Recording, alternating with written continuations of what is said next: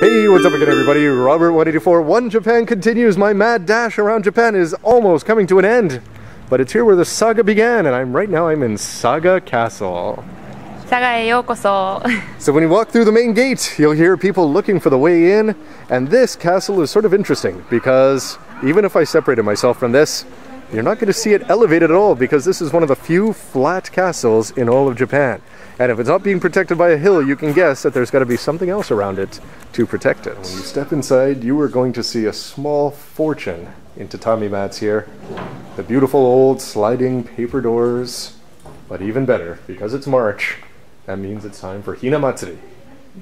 And that means you can see all sorts of beautiful dolls here on display.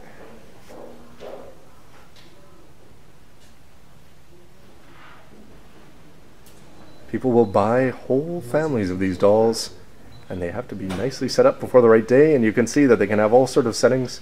Sometimes they just sit there, and other times they're actually going to recreate court scenes in a somewhat active manner. Not quite the same as having a Gundam battle, though. So there's the gate, which really doesn't look all that well protected here. But one thing that's going to be really interesting about this is that this is one of the largest wooden structures, apparently, all over Japan.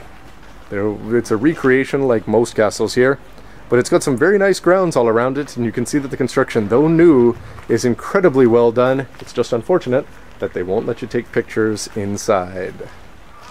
And as is appropriate for this time of year, you may be able to see that they have a heart made out of shrubbery. Perfect for Monty Python fans. According to the people that I was just talking with, this would be filled with buildings here if they recreated it. So this whole inner place here inside the walls would be buildings, but they've only had the budget to do this much.